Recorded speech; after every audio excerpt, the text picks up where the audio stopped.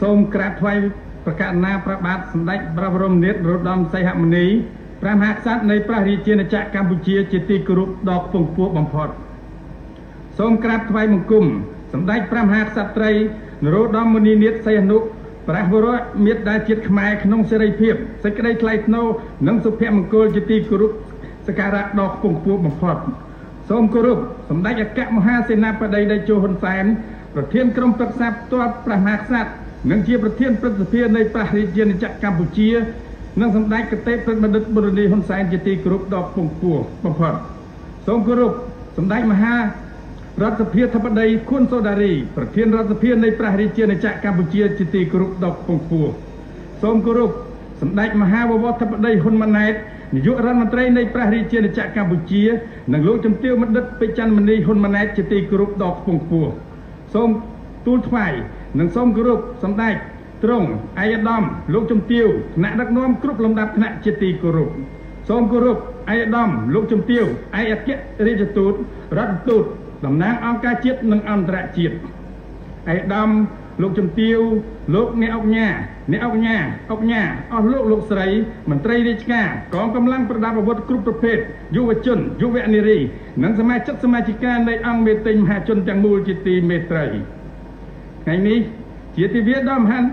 និក្ខិតរឹកវិសេសវិសាលនិងជាមង្គលដ៏មហាបវរប្រសើរបំផុតដែលទូលព្រះបង្គំជាខ្ញុំបាទជំនួសមុខឲ្យមន្ត្រីកងកម្លាំងប្រដាប់អាវុធគ្រប់ប្រភេទអ្នកមុខអ្នកការលោកគ្រូអ្នកគ្រូសិស្សនិស្សិតនិងប្រជាពលរដ្ឋនៅរាជធានីភ្នំពេញព្រមទាំងសមាជិកានៃអង្គមេតិញមហាជនទាំងមូលសូមសម្ដែងមនោសញ្ចេតនារំភើបរីករាយនិងអបអរសាទរប្រកបដោយកតញ្ញូតាធម៌ដ៏ជ្រាលជ្រៅបំផុតក្នុងព្រះរាជពិធីខួបលើកទី20នៃការគ្រងព្រះបរមសារីសម្បត្តិថ្វាយប្រកាសណាព្រះបាទសម្ដេចព្រះបរមនាថនរោត្តមសីហមុនីព្រះមហាក្សត្រនៃព្រះរាជាណាចក្រកម្ពុជាជាទីសក្ការៈដ៏ខ្ពង់ខ្ពស់បំផុតទូលព្រះបង្គំជាខ្ញុំ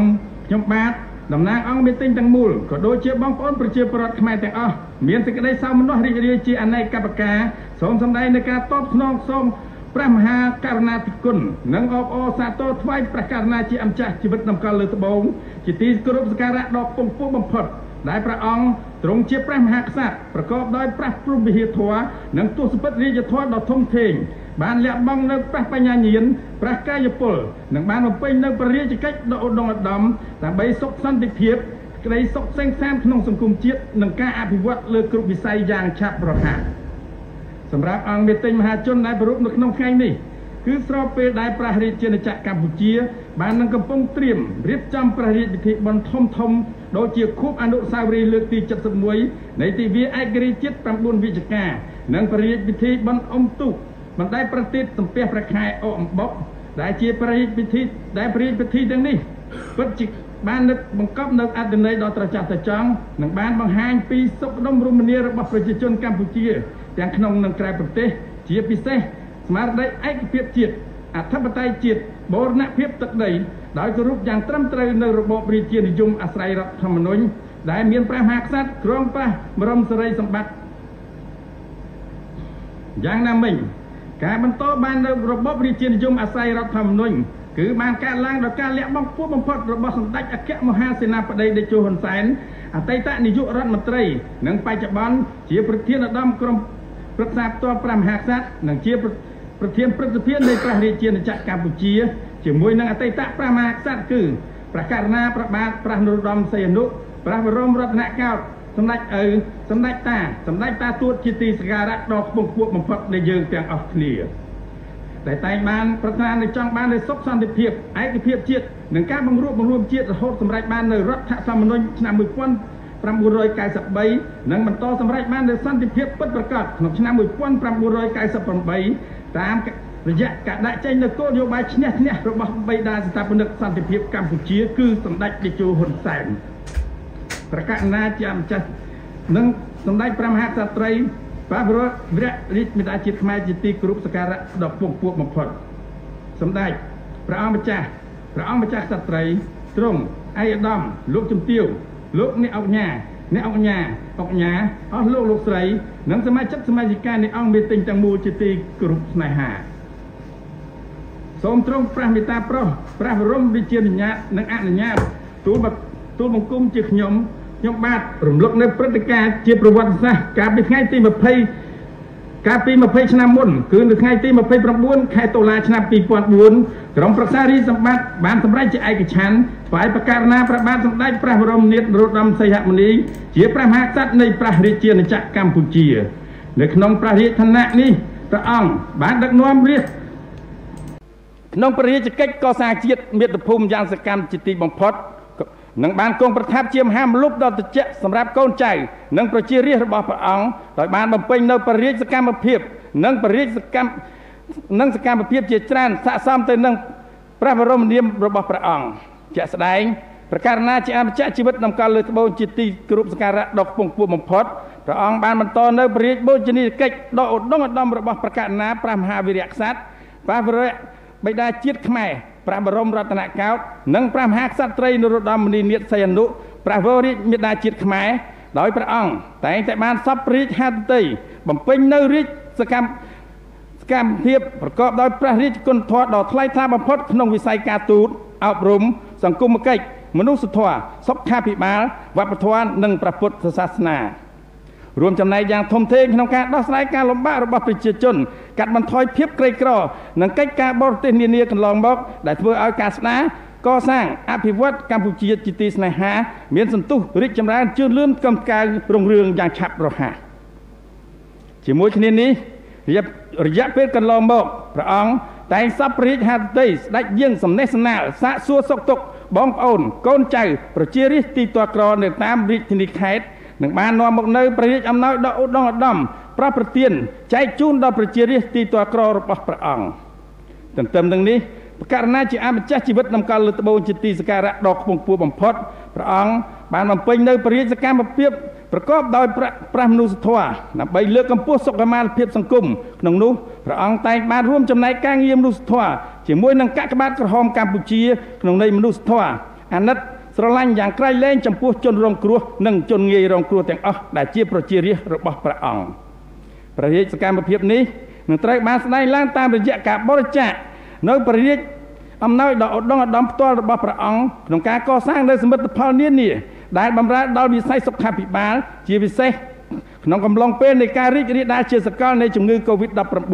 ប្រកាសណាជាអម្ចាស់ជីវិតតម្កល់លើត្បូងជាទីគោរពសក្ការៈដ៏ខ្ពង់ខ្ពស់បំផុតបានសពរាជហត្ថតីប្រប្រទានព្រះរាជទ្រព្យជាបន្តបន្ទាប់ដ៏ច្រើនសន្ធឹកសន្ធាប់ដើម្បីចូលរួមចំណែកជាមួយនឹងរាជរដ្ឋាភិបាលក្នុងការប្រយុទ្ធប្រឆាំងនឹងជំងឺ Covid-19 ការទិញវ៉ាក់សាំងនិងការផ្ដល់នូវព្រះរាជអំណោយដ៏ថ្លៃថ្លាបំផុតសម្រាប់យកទៅចែកជូនប្រជារាស្ត្ររបស់ព្រះអង្គថែមទៀតផងសម្រាប់វិស័យអប់រំសិក្សាធិការព្រះអង្គក៏បានផ្ដល់ព្រះរាជតម្រេះនិងបំពេញនៅព្រះរាជសកម្មភាពជាច្រើនក្នុងន័យចូលរួមចំណែកលើកកម្ពស់គុណធម៌ប្រសិទ្ធភាពសេវាអប់រំព្រោះព្រះអង្គទ្រង់ប្រាស់បញ្ញាញាណយ៉ាងច្បាស់ថាការពង្រឹងគុណភាពវិស័យអប់រំសិក្សាធិការគឺជាគន្លឹះចាំបាច់នៃការចូលរួមកំណើនសេដ្ឋកិច្ចតាមរយៈការអភិវឌ្ឍធនធានមនុស្សគ្រប់ចំនួនពលគឺសមស្របទៅនឹងកម្មវិធីនយោបាយយុទ្ធសាស្ត្របញ្ចកោណដំណាក់កាលទី1របស់រាជរដ្ឋាភិបាលកម្ពុជាដែលបានកំណត់យកមូលធនមនុស្សគឺជាអាទិភាពទី1ចាំបាច់បំផុតសម្រាប់សង្គមជាតិយើងដោយឡែកចំពោះវិស័យសាសនាព្រះអង្គគឺជាសាសនូបត្ថម្ភដ៏ឧត្តមបំផុតមួយអង្គដែលតែងតែប្រកាន់ខ្ជាប់នៅពុទ្ធឱវាទនិងប្រតិបត្តិយ៉ាងត្រឹមត្រូវតាមរាជវិធីសាសនាយ៉ាងទៀងទាត់ប្រកាសណាព្រះមហាក្សត្រនិងព្រះមហាក្សត្រីព្រះវររាជមេដាជាតិខ្មែរជាទីសក្ការៈដ៏ខ្ពង់ខ្ពស់បំផុតសម្ដេចព្រះអង្គម្ចាស់ក្សត្រីទ្រង់ឯកឧត្តមលោកអ្នកអង្គញាអស់លោកស្រីនិងសមាជិកសមាជិកានៃអង្គមេទិញទាំងមូលជាទីគោរពស្នេហាកន្លងមកក៏ដូចជាបច្ចុប្បន្ននិងទៅអនាគតរាជរដ្ឋាភិបាលកម្ពុជានិងប្រជាពលរដ្ឋខ្មែរបានរួមគ្នាខិតខំប្រឹងប្រែងក្រោមបាវចនាជាតិសាសនាព្រះមហាក្សត្រដើម្បីកសាងសង្គមកម្ពុជាមួយលើមាគ៌ាអភិវឌ្ឍលើគ្រប់វិស័យសម្ដៅថែរក្សាការពាររបបរាជានិយមការពាររដ្ឋធម្មនុញ្ញការពារសន្តិភាពស្ថិរភាពនយោបាយនិងការបង្រួបបង្រួមជាតិដោយបានបន្តទប់ស្កាត់យ៉ាងមានប្រសិទ្ធភាពនៅរាល់សកម្មភាពដែលអាចធ្វើឲ្យប៉ះពាល់ដល់សន្តិភាពសន្តិសុខនិងសណ្ដាប់ធ្នាប់សាធារណៈទោះក្នុងតម្លៃណាក៏ដោយលើសពីនេះ រាជរដ្ឋាភិបាលកម្ពុជាក្នុងនីតិកាលកន្លងមកក្រោមការដឹកនាំប្រកបដោយភាពឆ្លៀសវៃប៉ិនប្រសពនិងកតេបណ្ឌិតរបស់សម្ដេចតេជោហ៊ុនសែនក៏ដូចជារាជរដ្ឋាភិបាលនីតិកាលទី7ដឹកនាំដោយសម្ដេចមហាបវរធិបតីហ៊ុនម៉ាណែតនាយករដ្ឋមន្ត្រីនៃព្រះរាជាណាចក្រកម្ពុជាដែលជាថ្នាក់ដឹកនាំបន្តវេនវ័យក្មេងប្រកបដោយសមត្ថភាពបញ្ញាញាណនិងធម៌ពលបានបន្តធ្វើការបដិញ្ញាចិត្តយ៉ាងមុតមាំក្នុងការកសាងនីតិរដ្ឋពង្រឹងយុត្តិធម៌សង្គមសិទ្ធិមនុស្សនិងពង្រឹងលទ្ធិប្រជាធិបតេយ្យដើម្បីធ្វើឲ្យប្រសើរឡើងនៅកម្រិតជីវភាពរស់នៅរបស់ប្រជាជនជាពិសេសជ្រុងខ្ពស់ទង់ឯករាជ្យជាតិអធិបតេយ្យជាតិពង្រីកកិច្ចសហប្រតិបត្តិការជាមួយនឹងសហគមន៍អន្តរជាតិដោយខិតខំទាក់ទាញជំនួយនិងការវិនិយោគផ្ទាល់ពីបរទេសដែលនេះគឺជាមូលដ្ឋានគ្រឹះដ៏សំខាន់ក្នុងការរក្សាបាននូវលំនឹងម៉ាក្រូសេដ្ឋកិច្ចអធិបតេយ្យទាបនិងជំរុញឲ្យមានការអភិវឌ្ឍលើគ្រប់វិស័យឈានឆ្ពោះទៅសម្រេចបាននៅបង្គោលចរ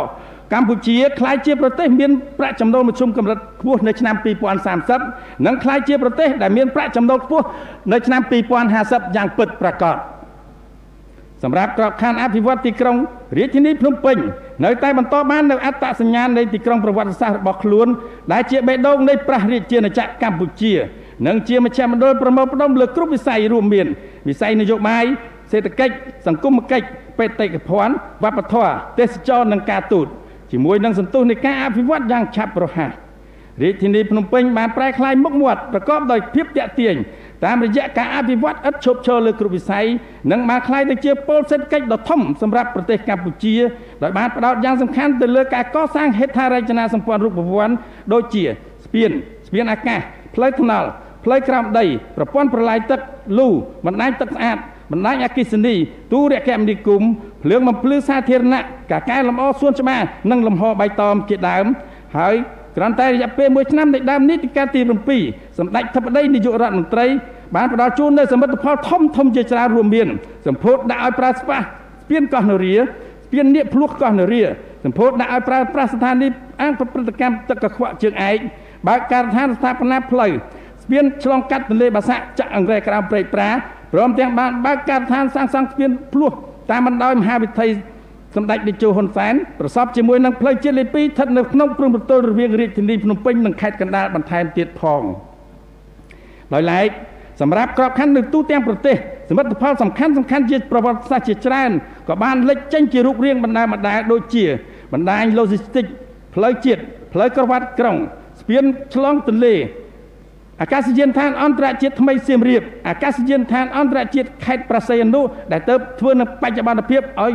ត្រូវទៅនឹងស្តង់ដារអន្តរជាតិអាកាសយានដ្ឋានអន្តរជាតិដែលចូលក្រុងតាខ្មៅខេត្តកណ្ដាលប្រភេទខ្នាតយក្សដែលអាចឲ្យយន្តហោះគ្រប់ប្រភេទចុះចតបានស្ថាបនារចនាសម្ព័ន្ធក្នុងកំពង់ផែប្រស័យអនុនឹងបានសម្រេចជាប្រវត្តិសាស្ត្របើកការដ្ឋានសាងសង់ព្រែកជីកហ្វូណនដេជោ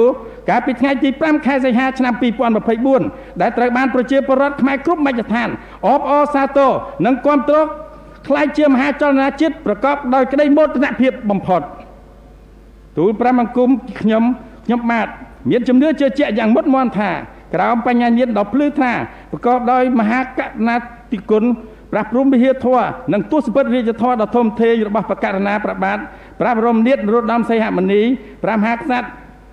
ត្រីព្រះវរៈមេដាជាតិខ្មែរជាទីសក្ការៈដ៏ខ្ពង់ខ្ពស់បំផុតគួបផ្សំនឹងការដឹកនាំប្រកបដោយកតេបណ្ឌិតនិងចក្ខុវិស័យវែងឆ្ងាយរបស់សម្ដេចតេជោប្រធានព្រឹទ្ធសភាសម្ដេចប្រធានរដ្ឋសភានិងសម្ដេចនាយករដ្ឋមន្ត្រីសម្ដេចធិបតីនាយករដ្ឋមន្ត្រីស្របតាមគំរូវីរភាពដ៏ឧត្តមឧត្តមរបស់ព្រះករុណាព្រះមហាវីរក្សត្រព្រះវរៈ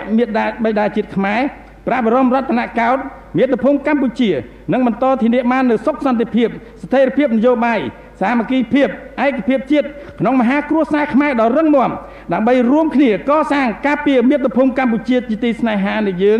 ឲ្យរីកចម្រើនប្រកបដោយកិត្តិយសយ៉ាងពិតប្រាកដស្ថិតនៅក្នុងឱកាសដ៏មហាជ័យមង្គលបវរថ្លៃថ្លាវិសេសវិសាលជាប្រវត្តិសាស្ត្រនេះទូលព្រះបង្គំជាខ្ញុំបាទជំនួសមកឲ្យមន្ត្រីរាជការកងកម្លាំងប្រដាប់អាវុធគ្រប់ប្រភេទអ្នកមុខអ្នកការលោកគ្រូអ្នកគ្រូសិស្សនិស្សិតនិងប្រជាពលរដ្ឋនៅគ្រប់ស្រទាប់វណ្ណៈព្រមទាំងអង្គមេតិញទាំងមូលសូមលំអរកាយវាចាចិត្តក្រាបបង្គំសម្ដែងនៅថ្វាយនៅព្រះសពសាធិការពរជ័យបវរសួស្ដីសិរីមង្គលវិបុលសុខមហាប្រសាថ្វាយប្រកាសណាព្រះបាទព្រះបរមនាថនរោត្តមសីហមុនីព្រះមហាក្សត្រនៃព្រះរាជាណាចក្រកម្ពុជាក្នុងឱកាស គម្រប់ខួបលើកទី20នៃការគ្រប់គ្រងព្រះបរមសារីរាជសម្បត្តិរបស់ព្រះអង្គសូមព្រះអង្គគង់ប្រថាប់ជាម្លប់ដ៏ត្រជាក់ប្រកបដោយព្រះបរមសុខសែនសានមានប្រជជនមានអាយុយឺនយូរព្រះបញ្ញាញាណភ្លឺថ្លាដើម្បីបន្តដឹកនាំមាតុភូមិកម្ពុជាឈានឆ្ពោះទៅរកភាពរីកចម្រើនកំការរុងរឿងតរៀងទៅទូលព្រះបង្គំជាខ្ញុំសូមព្រះរាជានុញ្ញាតជាថ្មីម្ដងទៀតលើកហត្ថថាប្រណម្យបួងសួងដល់គុណបរតនត្រ័យកែវទាំង3វត្ថុស័ក្តិសិទ្ធិទាំងឡាយក្នុងលោកទេវតាថែរក្សាទឹកដីនៃព្រះរាជាណាចក្រកម្ពុជាឫទ្ធិបារមីទេវតាថែរក្សាព្រះមហាក្សត្រឆាតបុណ្យបារមីនៃដួងព្រះវិញ្ញាណក្ខន្ធអតីតព្រះមហាក្សត្រព្រះមហាក្សត្រយានីខ្មែរគ្រប់ព្រះអង្គជាពិសេសបុណ្យបារមីប្រការណាព្រះមហាវីរក្សត្រព្រះវររាជបិតាជាតិខ្មែរព្រះបរមរតនកោដ្ឋសូមជួយបីបាច់ថែរក្សាអភិបាលប្រោះព្រំសពសាធុការពរជ័យគ្រប់ប្រការថ្វាយសម្ដេចព្រះមហាក្សត្រីព្រះវររាជបិតាជាតិខ្មែរនិងប្រកាសណាព្រះបាទសម្ដេចព្រះបរមនាថនរោត្តមសីហមុនីជាទីសក្ការៈដ៏ខ្ពង់ខ្ពស់សូមទ្រង់ប្រកបដោយប្រជញ្ញមានអាយុយឺនយូរជាង100ព្រះវស្សាប្រសុខភាពល្អបរិបូរណ៍ប្រកាយពលមាំមួនដើម្បីគង់ប្រថាប់ក្នុងបរមរាជសិរីសម្បត្តិដ៏ត្រជាក់ផ្សែងផ្សាននៃកូនចៅនិងប្រជារាស្ត្រព្រះអង្គយូរអង្វែងតរៀងទៅសូមអបអរសាទរ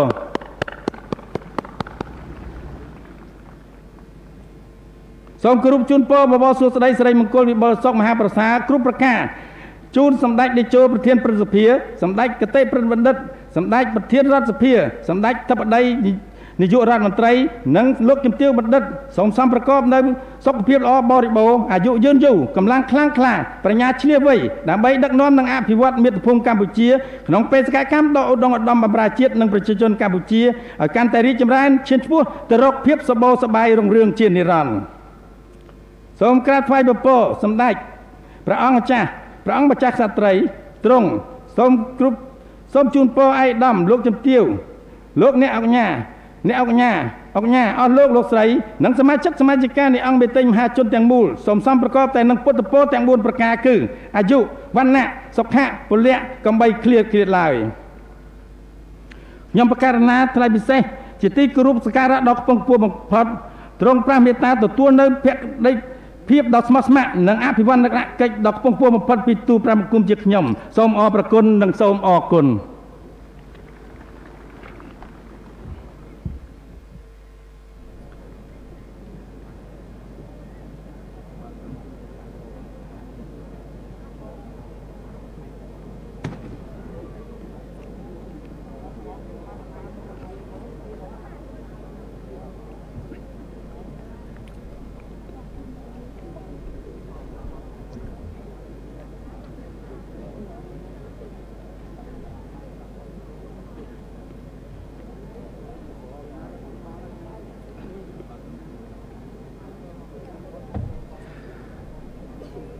អង្គព្រះរាជពិធីមហាមេតិញទាំងមូលជាបន្តទៅទៀតទូលព្រះបង្គំជាខ្ញុំសូមយាងប្រកាសណាព្រះបាទសម្ដេចព្រះបរមនាថនរោត្តមសីហមុនី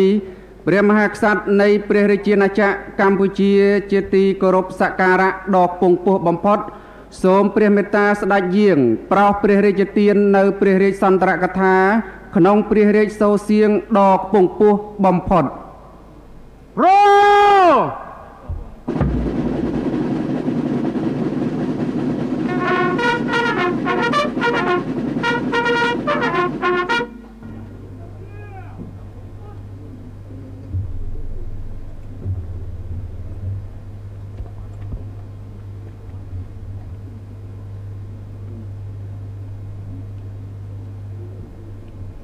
សម្ដេចអគ្គមហាសេនាបតីតេជោហ៊ុនសែន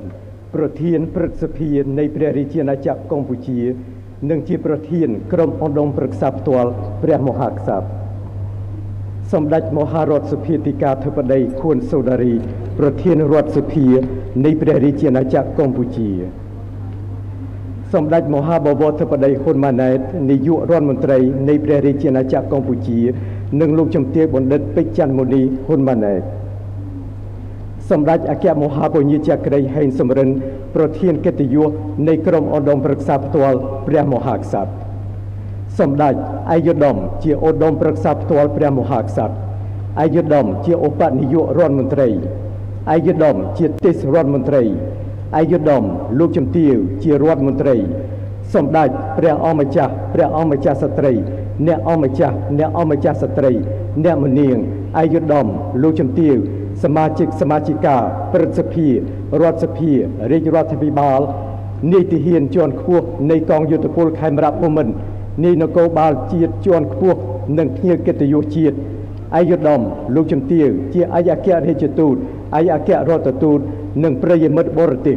បងប្អូនជនរួមជាតិជាទីមេត្រីក្នុងព្រះបរមនាមសម្ដេចព្រះមហាក្សត្រីព្រះវររាជមាតាជាតិខ្មែរជាទីគោរពសក្ការៈដ៏ខ្ពង់ខ្ពស់បំផុតនៅក្នុងនាមខ្ញុំផ្ទាល់ខ្ញុំមានហារតីរីករាយឧបមាសូមថ្លែងអំណរគុណយ៉ាងជ្រាលជ្រៅបំផុតចំពោះសម្ដេចព្រះអង្គម្ចាស់ស្ត្រីអ្នកអង្គម្ចាស់ស្ត្រីអ្នកមនាងឯកឧត្តមលោកជំទាវបងប្អូនជនរួមជាតិឯកឧត្តមលោកជំទាវជាឯកអគ្គរដ្ឋទូតឯកអគ្គរដ្ឋទូតនិងប្រិយមិត្តបរទេសដែលបានចូលរួមប្រារព្ធមហាមីទីងខួបទី20នៃការគ្រងព្រះបរមសារីរិទ្ធសម្បត្តិនៃខ្ញុំដ៏មហោឡារិកនាពេលនេះនៅក្នុងឱកាសដ៏មហានិខត្តរិកនេះខ្ញុំសូមនាំមកនៅព្រះរាជបណ្ដាំផ្ញើសួរសុខទុក្ខនិងពោលសុខសាធុការបវរមហាប្រសើរពីសម្ដេចព្រះមហាក្សត្រីព្រះវររាជមាតាជាតិខ្មែរជាទីគោរពសក្ការៈដ៏ខ្ពង់ខ្ពស់បំផុតជាពិសេសព្រះអង្គនិងរូបខ្ញុំផ្ទាល់សូមអរគុណដ៏ជ្រាលជ្រៅបំផុតថ្វាយនិងជូនសម្ដេចព្រះអង្គម្ចាស់ស្ត្រីអ្នកអង្គម្ចាស់ស្ត្រីអ្នកមនាងឯកឧត្តមលោកជំទាវលោកស្រីនិងបងប្អូនជនរួមជាតិទាំងអស់ជាទីគោរពស្រឡាញ់ដ៏ជ្រាលជ្រៅបំផុតនៅទូទាំងព្រះរាជាណាចក្រកម្ពុជាដែលបានប្រារព្ធយ៉ាងមហោឡារិកអធិកអធមពិធីគោរពព្រះវិញ្ញាណក្ខន្ធព្រះករុណាព្រះបរមរតនកោដ្ឋជាទីគោរពសក្ការៈដ៏ខ្ពង់ខ្ពស់បំផុតគម្រប់ខួប12ឆ្នាំនៃការយាងសោយព្រះទីវង្គតរបស់ព្រះអង្គខ្ញុំសូមគោរពកោតសរសើរដ៏ស្មោះចំពោះសម្ដេចអគ្គមហាសេនាបតីតេជោប្រធានព្រឹទ្ធសភានិងជាប្រធានក្រុមឧត្តមប្រឹក្សាផ្ទាល់ព្រះមហាក្សត្រសម្ដេចមហារដ្ឋសភាទីកាធិបតីប្រធានរដ្ឋសភាសម្ដេចមហាបវរធិបតីនាយករដ្ឋមន្ត្រីនៃព្រះរាជាណាចក្រកម្ពុជា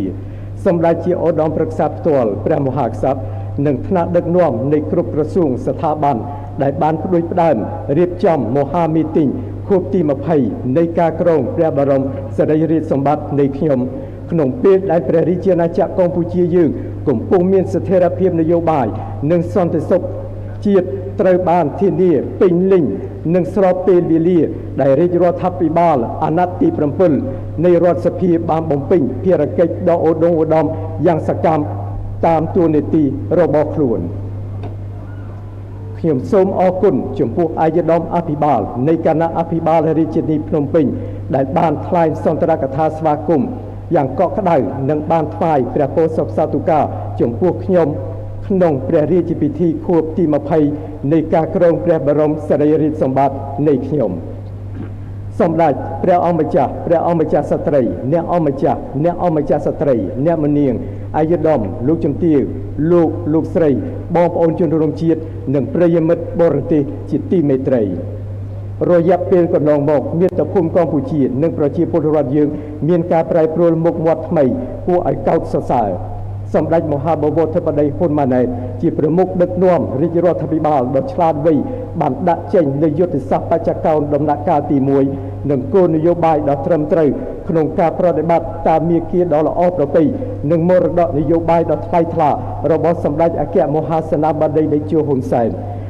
បាននាំមកនូវសុខសន្តិភាពសាមគ្គីភាពឯកភាពជាតិកិត្តិយសភាពជាតិល្បីរន្ទឺលើឆាកអន្តរជាតិស្របតាមគោលមាគ៌ាបង្រួបបង្រួមជាតិផ្សះផ្សាជាតិជាព្រះរាជបណ្ដាំបន្ថែមចុងក្រោយរបស់ព្រះករុណាព្រះបរមរតនកោដ្ឋជាទីគោរពសក្ការៈដ៏ខ្ពង់ខ្ពស់បំផុតនៅក្នុងឆ្នាំ2011យើងកំពុងតែសប្បាយរីករាយនឹងទទួលផលជាវិជ្ជមានដែលផ្ដើមចេញពីកម្លាំងកសាងនិងការពារជាតិមាតុភូមិប្រកបដោយសុខដុមរមនារបស់ជនរួមជាតិយើងនៅក្នុងឱកាសនេះខ្ញុំសូមអំពាវនាវបងប្អូនប្រជាពលរដ្ឋកម្ពុជាគ្រប់មជ្ឈដ្ឋានសូមរួបរวมសាមគ្គីជាធ្លុងមួយស្ថិតក្រោមដំបូលរដ្ឋធម្មនុញ្ញនិងច្បាប់រដ្ឋយើងដើម្បីរួមចំណែកការពារនិងកសាងមាតុភូមិលើគ្រប់វិស័យមហាសាមគ្គីជាតិទាំងមូលនេះ ជាមូលដ្ឋានធ្វើឲ្យស្ថានភាពសង្គមជាតិមានសុខសន្តិភាពនិងស្ថិរភាពនយោបាយដែលជាប្រភពកំណត់នៃការអភិវឌ្ឍលើវិស័យនានាជាពិសេសវិស័យសេដ្ឋកិច្ចដែលជាដង្ហើមរបស់ជាតិយើងសមិទ្ធផលដ៏ធំធេងទាំងឡាយដែលយើងសម្រេចបាននេះពិតជាបានមកតាមរយៈការខិតខំពង្រីកនៅវប្បធម៌សន្តិភាពការផ្សះផ្សាបង្រួមជាតិការលើកស្ទួយលទ្ធិប្រជាធិបតេយ្យសេរីពហុបកការគោរពសិទ្ធិសេរីភាពនិងសេចក្តីថ្លៃថ្នូររបស់មនុស្សការការពារសន្តិសុខសុវត្ថិភាពស្ថិរភាពនិងសម្រាប់ធ្លាប់សង្គមការកែលម្អអភិបាលកិច្ចដើម្បីលើកស្ទួយវិស័យសាធារណៈនិងសមត្ថភាពសង្គមនិងការលើកកម្ពស់កិច្ចសហប្រតិបត្តិការដើម្បីបម្រើសំណូមពរនៃការអភិវឌ្ឍជាតិ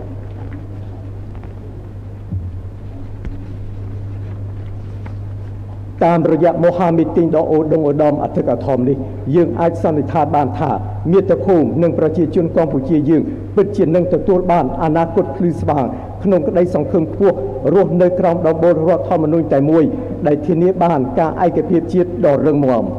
ក្រោមទង់ដ៏ជាងជ័យនៃមហាសាមគ្គីជាតិក្រោមទង់ដ៏សុខសាន្តនៃព្រះពុទ្ធសាសនានិងក្រោមបារមីព្រះមហាក្សត្រដែលបុព្វបុរសជាតិជាព្រះស្ថាបនិកដ៏ល្បីល្បាញនៃការកសាងប្រាង្គប្រាសាទដ៏ល្អប្រណិតស្កឹមស្កាយគ្រប់ទិសទីក្នុងទូទាំងព្រះរាជាណាចក្រកម្ពុជាយើងពិតជាពុំអាចមានសត្រូវណាមួយរំលោភឈ្លានពានលើបូរណភាពទឹកដីបានឡើយ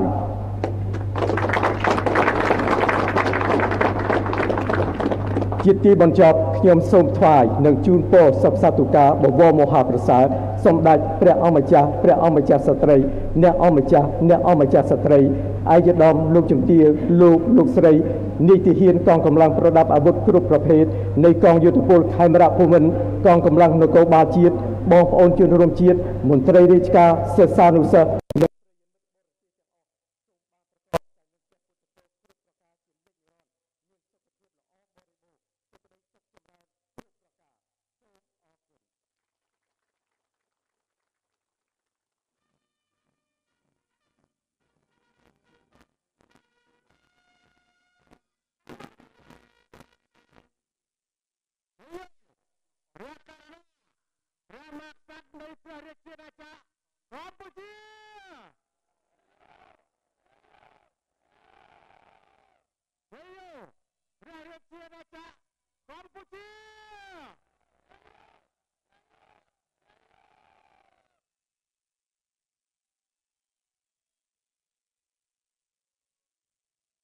អង្គព្រះរាជពិធីទាំងមូលជាបន្តទៅទៀតនេះគឺពិធីលែងសក្តិព្រាបនិងបង្ហោះពេលតោ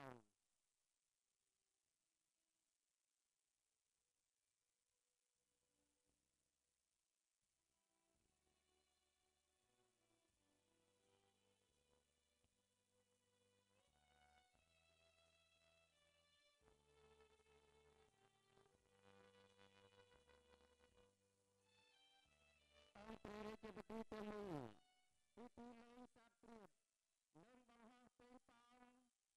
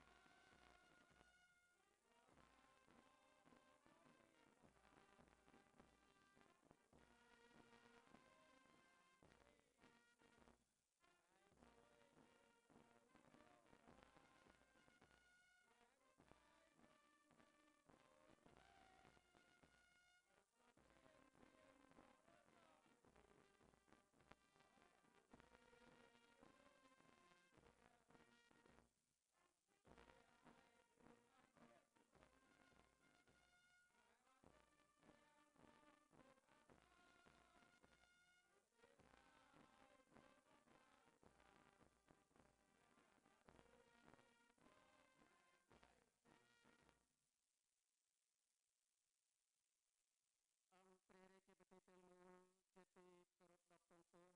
ព្រះរាជពិធីខួបទី20នៃការគ្រងព្រះបរមសារីរិកសម្បត្តិព្រះករុណាជាអង្គចាស់ជីវិតលើត្បូងជាទីគោរពសក្ការៈដ៏ខ្ពង់ខ្ពស់បំផុតនាវេលាឱកាសនេះ